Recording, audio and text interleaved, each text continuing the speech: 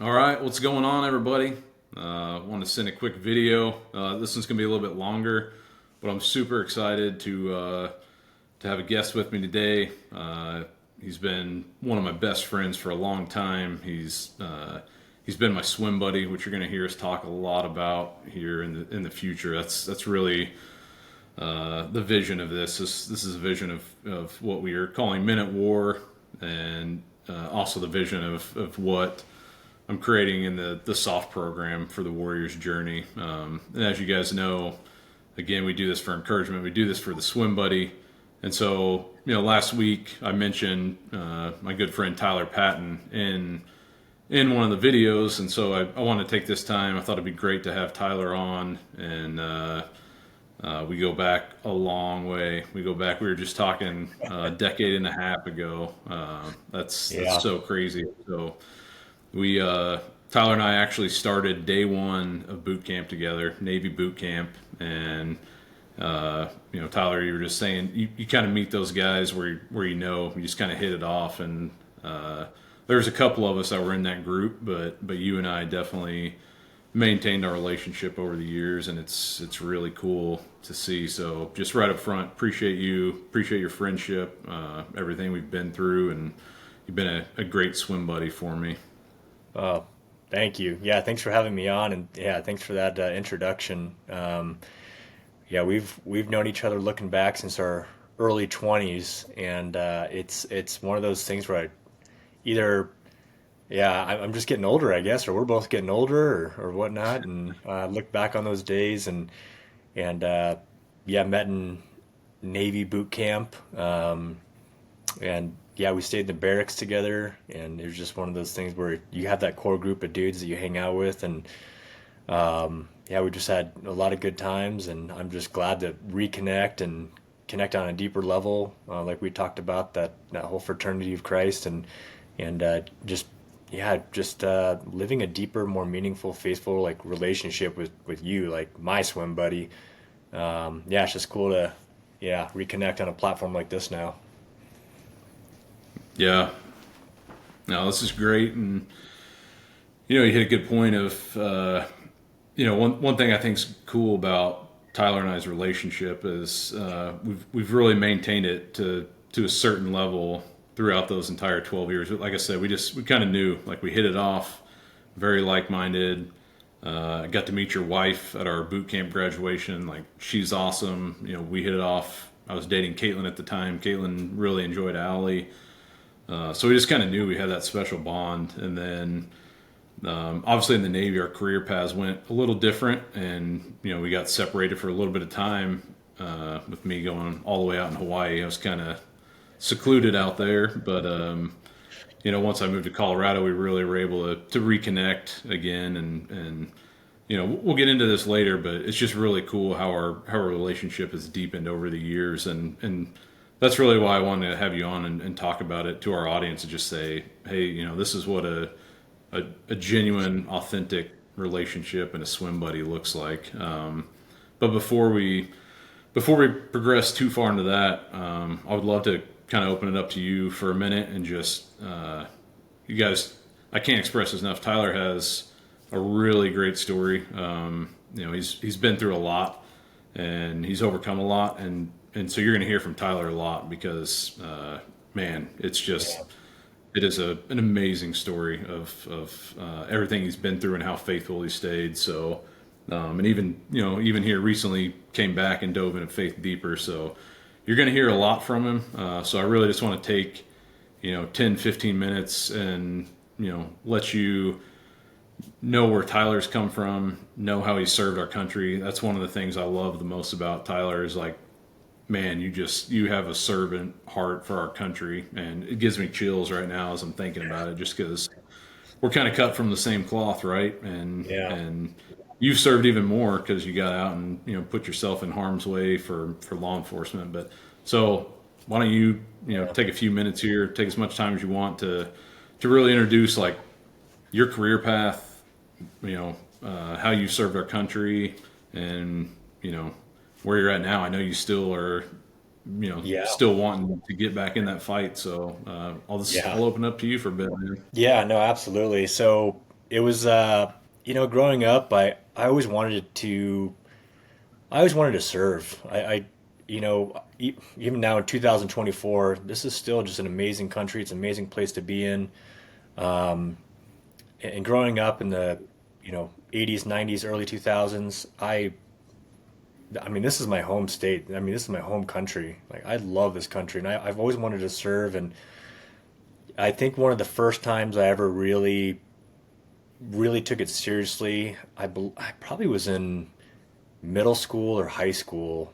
I don't even know if I was in high school. I think I was in middle school, and it was during the summer, and one of our neighbors came back after boot camp, and he joined the army. And I'll never forget just him coming back in uniform, and of course, everybody's like, "Oh gosh, you look great," or "You lost weight," or like whatever. And just seeing him in uniform and just how proud, that sense of pride that guy had, that selfless, attitude and demeanor about himself, of that he's willing to do whatever it takes for this country. And it was just really cool. So that was probably one of the first times it really sparked my interest. Of course, growing up as a guy, you're always playing commando, you're always playing, war. Yeah. But you know, I always thought about it throughout high school. I thought, I'm gonna, as soon as I graduate from high school, I'm gonna join the military, and I just wanted to be able to serve in any capacity, whether that was like tip of the spear, special operations, if it was infantry, if it was Marines or Army. I'd bounced around so many different branches in the military, and just kind of contemplating like which one's the best fit, what makes the most sense for me. And so after high school, I was really serious about joining still. And Allie and I, high school sweethearts, we were team one together from the very beginning. So Yeah. we talked about it, and I thought, well, I'll do 1 year of college, and if I don't like it, uh, I'll I'll sign up and I'll go. And 1 year turned into four. But yeah, so after college, and even throughout that time, I'd still wanted to serve, and just have that servant attitude and that servant heart.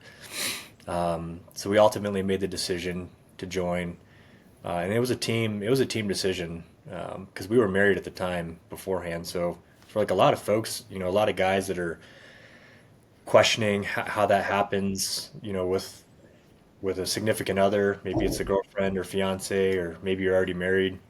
It's a team decision, and that's exactly what how Allie and I approached it. It was a team effort, but not only both of us, but we prayed about it a lot. We prayed about it with God and just said, God, you direct us, you tell us where to go. If it's not the military, if it's something different, just that we put our lives and our decisions and everything in His hands, and everything runs through His hands. And so at the time, we prayed about it, and yeah, ultimately made that decision, and that's obviously brought us to Great Lakes, Illinois, Oh Chicago. man. Yeah, right. Yeah. Meeting you and a really good group of guys, a really good group of dudes out there. And again, just being primed up in your 20s, your early 20s, working out and swimming and running and CrossFit type workouts or whatever. I loved my time. I can't say that I loved every minute of it, but there were certainly times where I'm like, I'm done. I'm getting out. I just throw my hands up. I can't do it anymore. Yeah. But yeah, I mean, you get that. And especially, I mean, you were, you know, out in a tiny island out in the middle of the South Pacific for, I mean, essentially the entirety of your career. So that's not easy. It's not easy to have that isolation physically, mentally, emotionally, not having that family support system. And that really was what led us to get out of the military. Was we were in San Diego, California, for, I mean, almost 5 years, and we were starting to have kids in the military, and we didn't have a support system. and it was extremely difficult. We had my oldest, McKenna, while we were in the military, and from day one, essentially, day one, week one, month one, we started noticing some pretty strange eye movements and different things. And so, come to find out, she was having dozens of seizures. And again, not having Wow. that support system, not having that family support. Guys, guys need that. The wives need that. Our kids need that. Takes a tribe. And so, yeah, we started having kids in the military, and McKenna was 2 when we had our second daughter in the military. And again, not to get too deep into it here, but and we can eventually, but she was born with health complications right off the bat. We didn't think she was going to make it past a day, a week. So it's so important to have that. It's so important to have that support system and have that family, and we're just so blessed to have an amazing family out here in Colorado. Um, my wife's family's out here, and my aunt and uncle, and it's just my grandma was out here at the time, so it was just nice to be able to have that support system. And I think that's a lot of obviously what we're going to get into further on down the line is a really drilled in support system for guys. But we needed it for kids. It just made sense for us for health complications and obviously just wanting to be closer with family. So we came out of beautiful San Diego, California, and moved back to Colorado. I'll never forget. We were moving back, and we had all of our stuff packed up. Military. They packed everything for us, and Yeah. we were driving back, and my wife's and Allie's. What is the Ford? It's a real boxy looking Ford, but anyway, like a Ford SUV. I think maybe it's like a Ford Flex, I think. We were driving back from California to Colorado, and this was the end of November. We left San Diego, 75 and sunny. I'm wearing board shorts, flip flops, uh, and a t-shirt. And we ended up stopping in Georgetown. For those that don't know, it's a small little mountain town, or used to be small once upon a time. A small little mountain town in Georgetown. I stopped to get gas. I fill up the car and go inside the gas station to get some, I think just some energy drinks or something at the time. Um, and the guy looks at me, he's like, "You're not from around here, are you?" And I was like, shorts and flip flops and just dumping snow right then. And Yeah. so anyway, we ended up making our voyage back to Colorado, um, establishing our roots here, and that led me to a career in law enforcement. And again, I never thought in a million years I would ever be in law enforcement. Um, I was moving back to Colorado, and a friend had suggested it, and I was like, "Ah, no, law enforcement. That's not for me." I grew up not liking law enforcement or police, and just it wasn't for me. And I was getting out of the military, and I didn't know what to do, and I went on a ride along with a police department that was kind of south of Denver, in a pretty big county south of Denver. And I went on a ride along with a friend of mine, and I just I fell in love with it. Day one, I know it was chaotic, but on my ride along, stopping this car and there's drugs and it just unfolds in law enforcement. One thing leads to the next, and I watched these guys that had been in this career field for a long time, and it's like, oh, it's hard. It's as soon as you sit down for lunch, you're getting dispatched out to a call, and it's really frustrating because you can't just sit and eat your burrito, or you can't just. And I just thought, man, how selfless that you can take a guy who, for both of us in my ride along, Montez, my buddy Montez, served in the Marine Corps. I was in the Navy, of course, all the jokes, on the ride along. But you take two guys and who serve their country, now they want to serve their state, their local community, and we're sitting here, we can't even have lunch. There's reports to be done, and there's other calls coming out, and this person needs a cover officer. You're being dispatched out. I just thought, as crazy and chaotic as it is, what a selfless career that these guys have chosen, men and women that have chosen to go out there and serve their communities in a capacity like I have never seen before. Um, what happens beneath the everyday surface of life in a town or city that you grew up in? You might drive past an intersection and you had no idea there was a three-car accident that killed two people 20 minutes earlier, an hour earlier. So I found that law enforcement career, and I just loved it. I loved putting bad guys in jail. I loved being able to go home at the end of the day tired and just completely exhausted, but just know that I moved the needle. I made an impact in some form or fashion that day. It was just an amazing camaraderie and team, much like the military. You have your team, you have your buddies that truly they would take a round for you, and vice versa, you would take a round for them, whether you like them or Yeah. not. You know, you train Yeah. together, you're eating together, the families get together. But that career field, it stacks up. It certainly stacks up if you're not willing to take the time and be super deliberate as a guy. And I wasn't. I mean, I'll be honest. Like I was lukewarm faith. What I was going to church periodically, praying before meals, but that was it. I wasn't deliberate about how to offload that burden, that weight that you carry every day, and any sort of service, right? I mean, military. I mean, Yeah. you get military, law enforcement, first responder. I didn't know how to offload that necessarily. I thought it was working out in jujitsu, going to Muay Thai classes or some sort of MMA class or something. And I think to an extent I think that's part of the equation. I think that can help, but it's certainly not the baseline. There's better ways to do it, and that's why I'm so proud of what you're doing because there are there's one real way. You and I both know Yeah. there's one real way, Yeah. Well, and yeah, and you you bring up such a good point there that uh, just having that.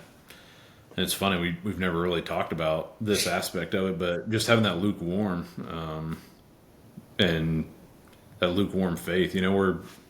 We're told not to have that lukewarm. He said it, in Revelation. It says better to be cold than lukewarm. Mhm.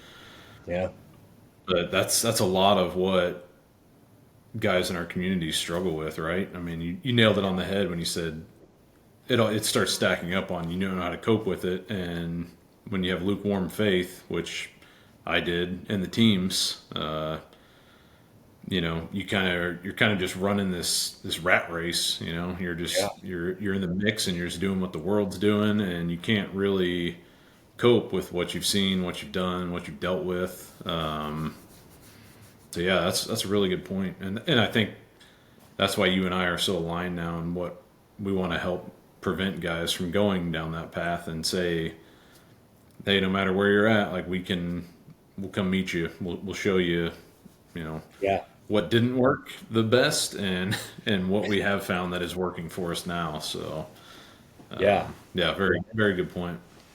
I mean, you have guys, men and women, but you have folks in the military, first responder world. They're in the daily grind. They're going 100 miles, 100 miles an hour. Could be deployment. You get back from a 6 month deployment, 6, 7 month deployment. You have some downtime. You're going right back into a workup. You're going through your checks for a workup. You're getting deployed again. Law enforcement.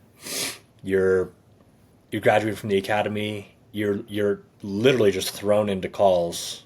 Obviously you have like a senior officer, but you're thrown into calls. You you know you're responding to these calls. You're going to court. You're working overtime. you're working off duty, faith just becomes, I mean, like you said, lukewarm. It just becomes a, I'll get to it when I can. I'll, I'll, Mm. I'll feed that, I'll feed that better part of my, what I know I should be doing for myself when I can, because I know that tangibly I have my job. My guys depend on me being physically in shape, being able to run or swim or jump or, they just, that physicality of it, you start training in other ways. And I think all those things are really good. Don't get me wrong, but it certainly creates like a lukewarm environment. And Yeah. I mean, you and I both have a ton of dudes that are still in that kind of work environment in those communities that are probably feeling maybe okay. Maybe some of them aren't. Maybe some of them are, they know they're struggling. And that's why these, platforms and having a swim buddy and being able to reach out to your partner in crime is so important. But then you have a group of guys, a demographic of guys that maybe don't quite know they're struggling. They're they're able to hold themselves together well enough. If you see them, you're like, oh man, sun's out, guns out. That guy's looking like a stud. He's got it all together. Yeah. And Yeah. you know, tattoos and drinking and hanging out and partying and they might be able to fool themselves for a while. Maybe Yeah. it's an entire 20-year career for all I know. But Yeah. eventually, I feel like there has to come a point, and maybe not. Maybe it's not like a direct point, but where they you can better yourself, you can better your family, your community by making those conscious, very deliberate decisions of like what you and I have established, of from our very first conversation after post military when we were living out on a ranch in the middle of nowhere, where all of a sudden you really realize, man, I've somehow done this by myself for X amount of years, and it's been hard. It's been extremely difficult, Yeah. and there has to be a better way to do this. So, Yeah. Yeah. And, to that point, I had that misconception of, what you were saying of like, oh, we train, we work out, we want to be in peak physical shape, we want to be there for our buddies.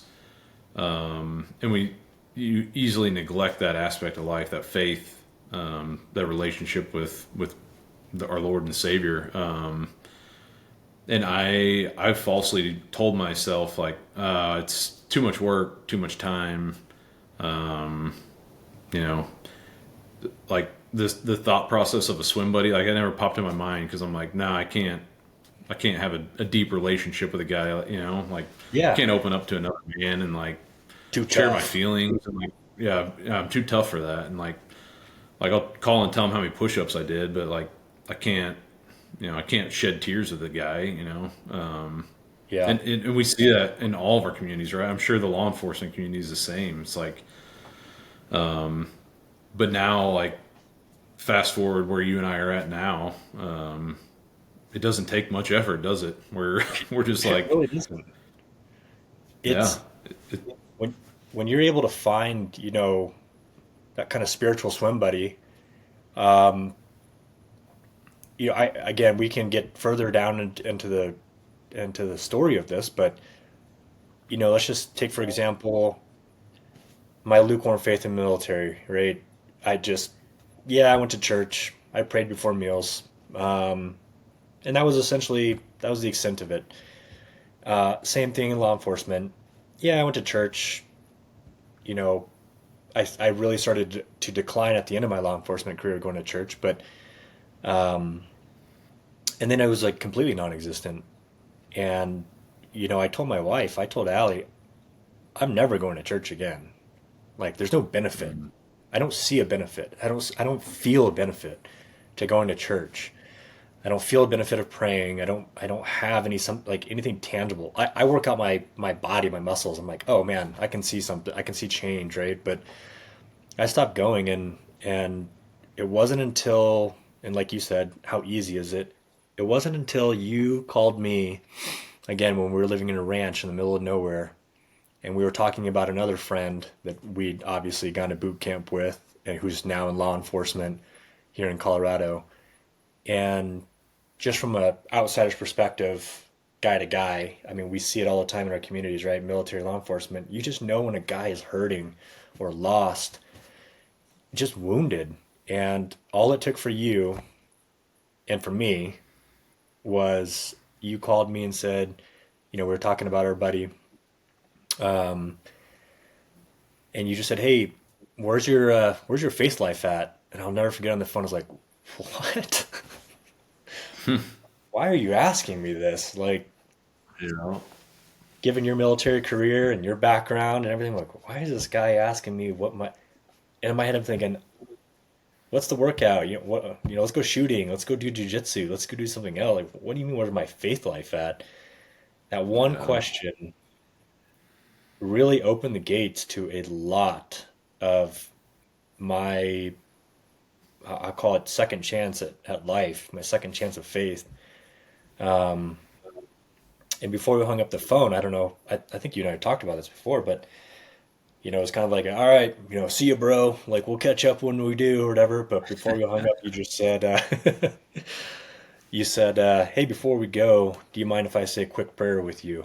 And again, I was just baffled. I was in total shock. It was just it was the easiest thing that you could potentially do with a friend over the phone, and yet had such a monumental impact on my faith life, and really me coming back to the church and prayer life and Jesus. And it was just one of those things where I was like, a simple question, where's your faith life at? And a simple prayer. Like you just said, how simple is it? Doesn't take much effort. And for me, who was pretty steadfast, pretty digging my heels in, didn't want to go back down that road, here yeah, I am. So it's just pretty amazing how what little effort it uh, actually takes. yeah, yeah. That was. I'll never forget that conversation. You and I. Yeah. Uh, I think we had an hour long conversation, and I was on the road, and I could just hear it in your voice. And yeah, that's one point that as we evolve this, like we want guys to recognize that. We want guys to be willing to be vulnerable. I mean, yeah, I mean that was pretty awkward for me to be like, hey, you want to pray? It felt weird at the time, but like this whole minute war, this ministry, the soft program with the Warriors Journey, like got to put that on my heart, and it had been stirring me for years, and so I kind of saw it of like, all right, Troy, this is your moment, like let's see what you can do. That was, just you and I both having servant hearts and always just wanting to serve and be there for our brothers, be there for our country. It's like that's what really drove me to do it. And I mean, this, like I share this with you almost daily, but like you're the reason that this came to life. I mean, honestly, like because of that conversation, you and I continued to pray on it. I don't want to take your story, but we continued to talk. I continued to pray with you for months. And then I'll never forget that phone call of when you were like, you remember what you said? You're like, I'm back. Yeah. Yeah. I'm Oh back, man. baby.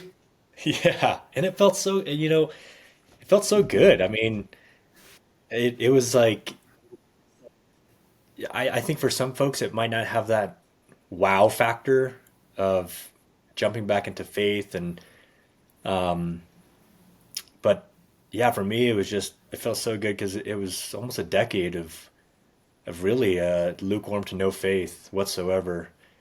And all of a sudden, it was just, I don't know, you felt like aligned again with what was supposed to be right, what was supposed to be and is supposed to be the righteous path, the right path. And after so many years, it was like, oh man, it's like if you, I don't know, horrible examples, me in metaphors, but if I dislocated my shoulder or something and I've been living with it and all of a sudden somebody corrected it and popped it back in. I was like, oh, I'm in alignment again. And it just felt good to all of a sudden feel like I was that man that I was supposed to be for my family, for myself, for potentially an example for one other guy out there, two other guys, 100 guys out there. Just something where, yeah, I felt like I was like, all right, this is the right fit again. I have the right boots that fit again. So That's that's what I've just always found so cool about you. Is just always being out there, being a servant, always wanting to serve your country. So military, law enforcement, got out for a bit. You're like, oh, I got to go back in. Like you're just always wanting to serve.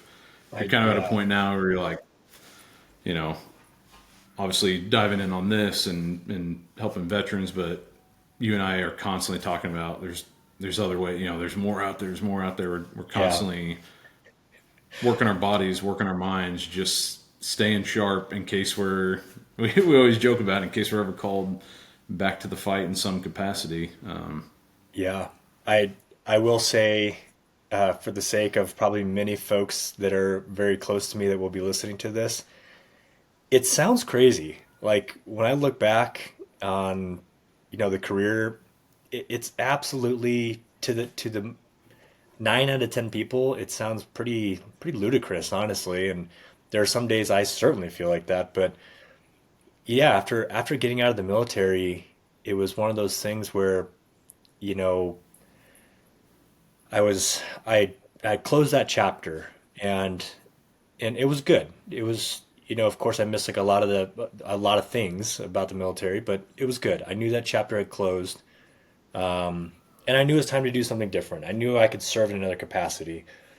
And so jumping into law enforcement, it was it was something that I had never planned on. I just knew I wanted to serve.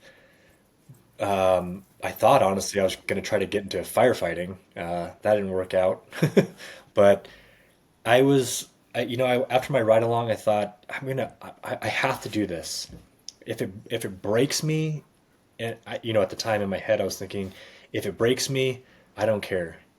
I know it's hard on marriages. I know it has a high suicidal rate for a career, but given all of that, I want to push through and I want to be able to save and help and be that guardian, be that protector, be that sheepdog.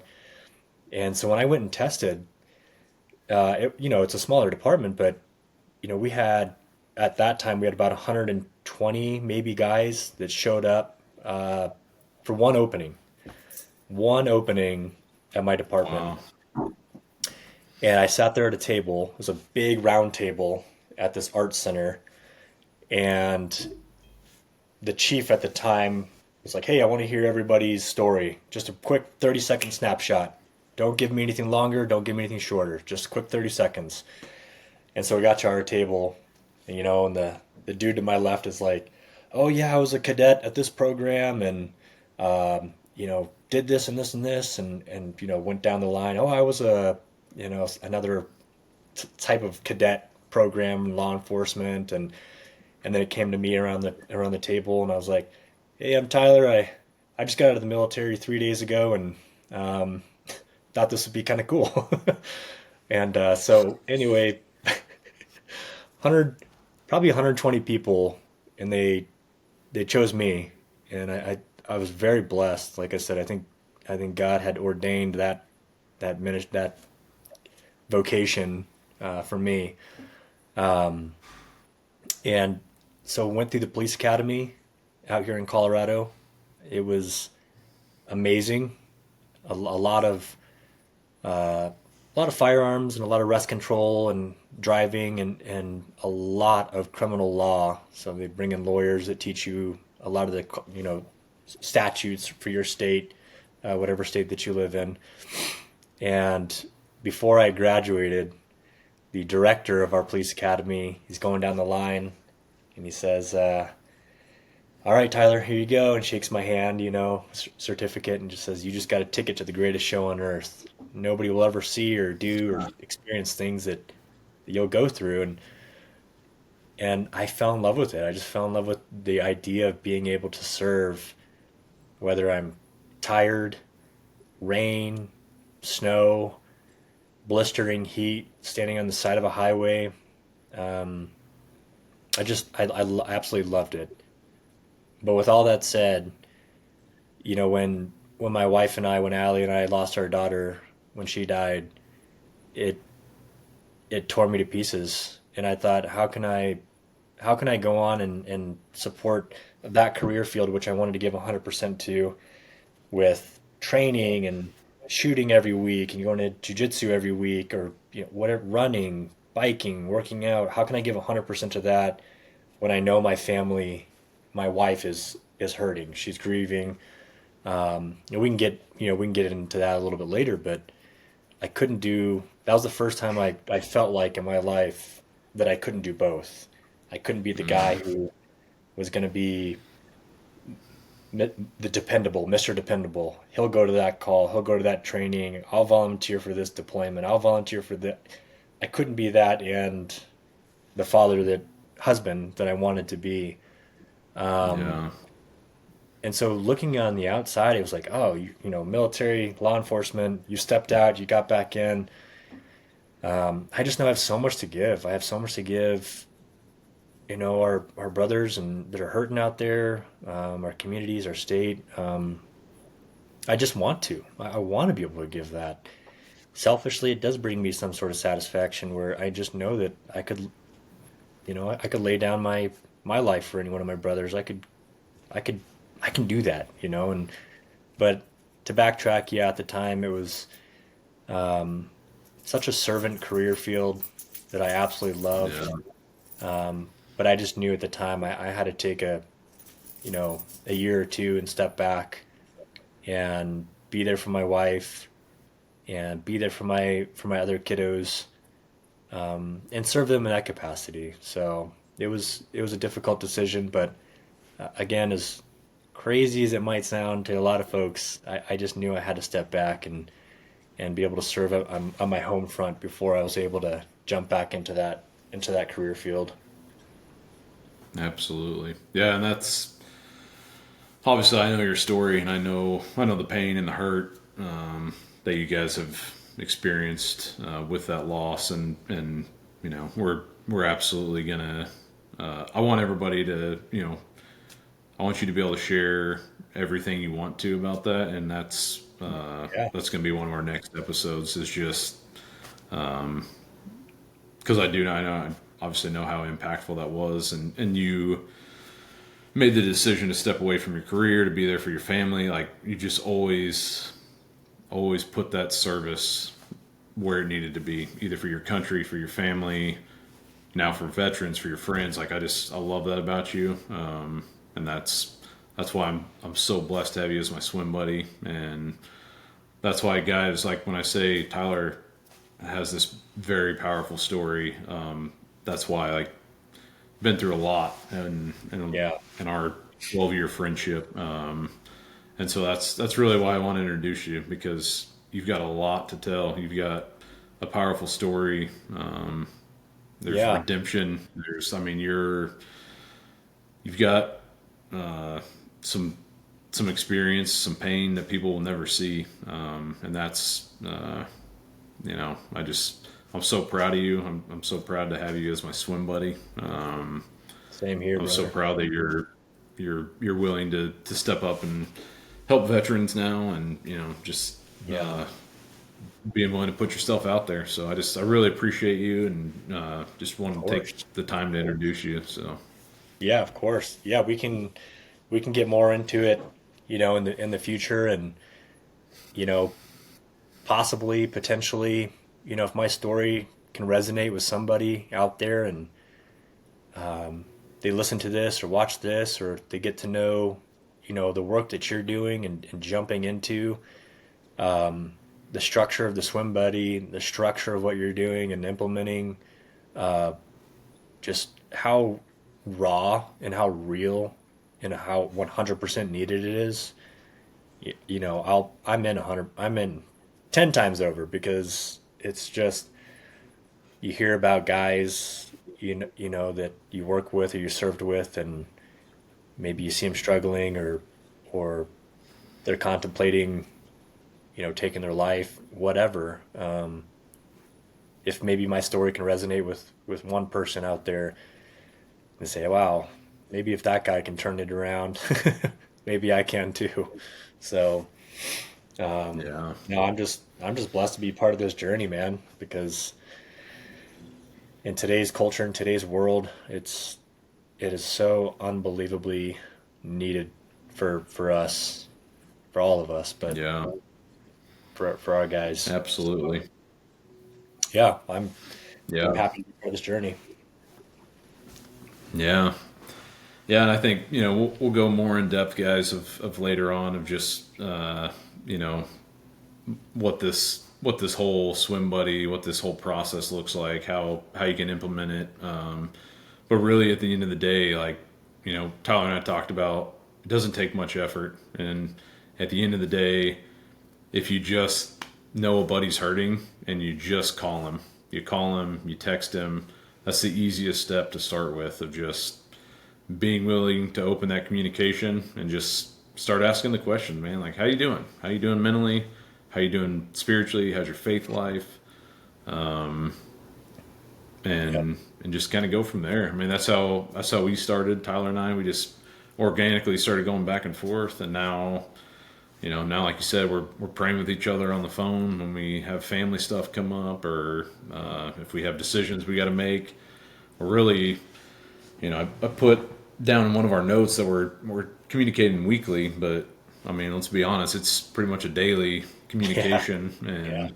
and and not every aspect of our relationship now is just, well, you can only send me scriptures. Like we have an organic friendship where we're challenging each other with Yeah. workouts, and but that's what that's what it is checking in on your buddy and giving him something to work towards, so that you know you guys can find peace and have that camaraderie with one another, and that's really what we're going for here.